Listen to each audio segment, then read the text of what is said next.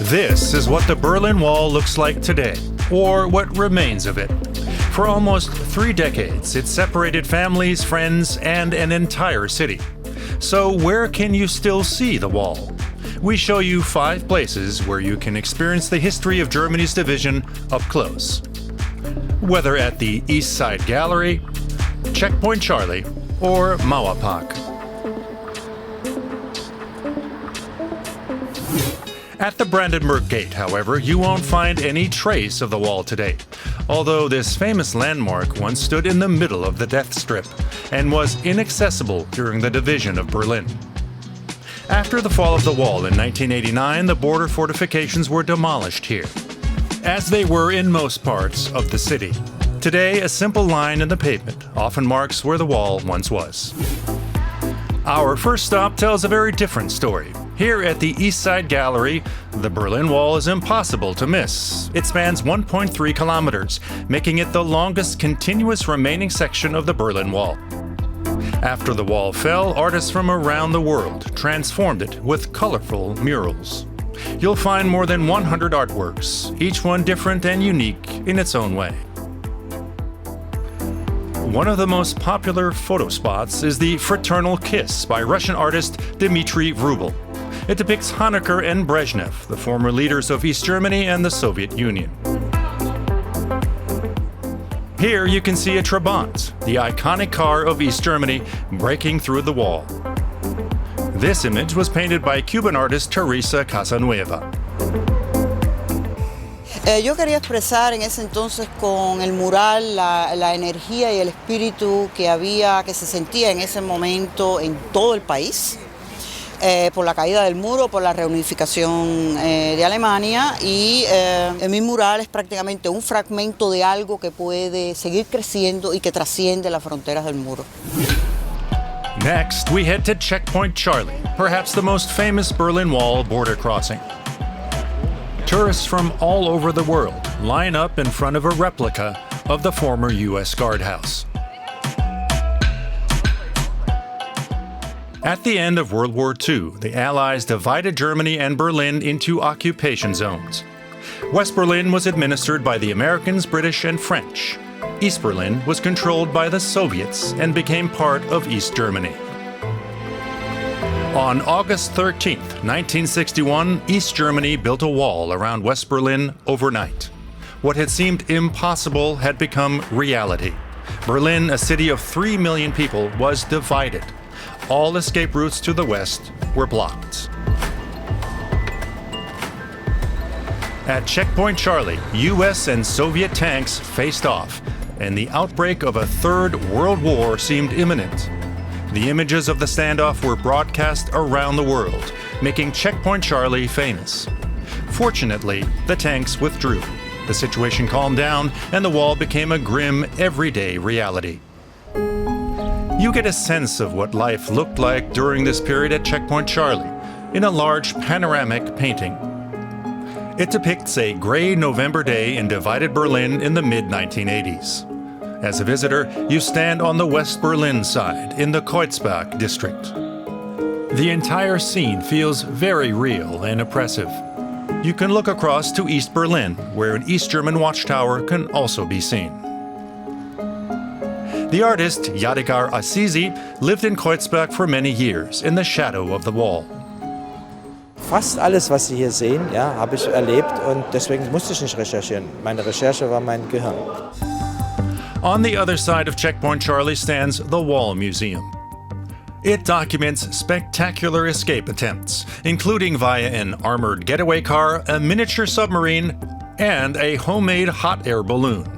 People in East Germany came up with incredibly inventive ways to escape to the west to freedom. Our third place to check out is the Berlin Wall Memorial on Bernauer Strasse.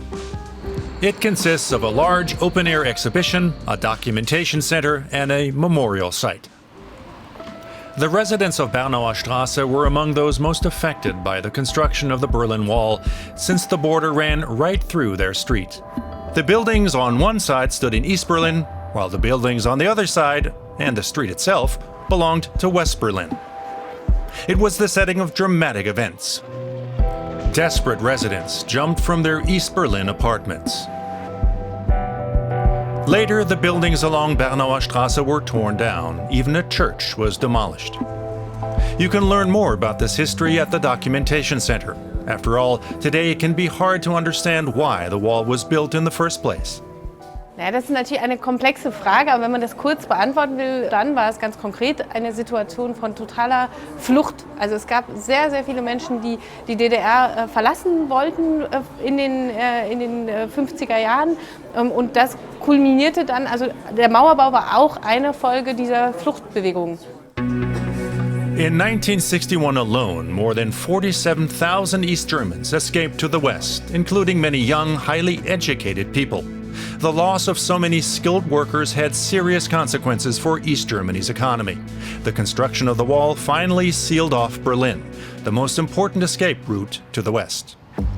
At Bernauer Strasse, you can see the original layout of the border fortifications, which consisted of two walls. This animation shows what the area between them looked like.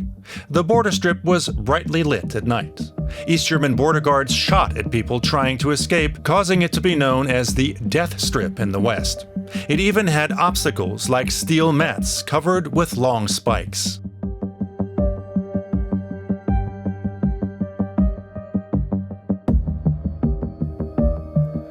The border was almost impossible to cross, yet people never stopped trying to find ways to escape to freedom.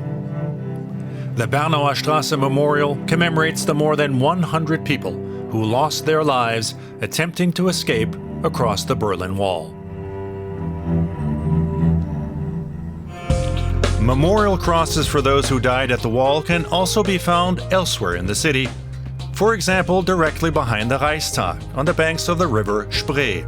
The Berlin Wall divided not only streets and neighborhoods, but also waterways, bridges, and train stations, including Friedrichstrasse station. Here, a high partition completely separated the platforms for passengers from the east and west. The station was home to a border crossing that became known as the Palace of Tears. Here, East Berliners said goodbye to friends and relatives who were returning to the West or leaving East Germany for good. Many tears were shed, hence the name. Immediately after the wall was built, the borders were sealed. But over the years, the regulations were gradually relaxed. West Berliners were eventually allowed to travel to the east, though under strict conditions. But East Berliners were only rarely permitted to visit the West, for example, to attend a funeral, or if they were retirees. It may seem hard to imagine today, but back then, this was everyday life. If you want to visit several Berlin Wall memorial sites, consider renting a bike and riding along part of the Berlin Wall cycle route. It follows the path of the former wall through the city and connects many of the most important sites. This will also take you to our final Berlin Wall spot, Mauerpark. You should definitely visit on a Sunday when the weather is good. You can browse the flea market to find records, East German collectibles, and vintage clothing. The open-air karaoke is legendary, and you'll find lots of musicians here too.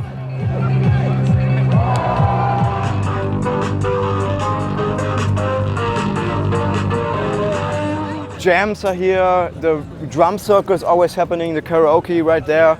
It's just pure music. It's like a festival ground, to be honest. It's hard to believe that this was once part of the Death Strip right along the border between the districts of Prenzlauer Berg and Wedding. You can still see parts of the wall. Today, these areas are legal graffiti spaces, an open-air gallery that's forever changing. After the fall of the wall, investors planned to develop the site. But a local residents' initiative fought to preserve the area. And Mauerpark was created. Now a place that once divided people brings them together. A hopeful ending to a dark chapter of German history.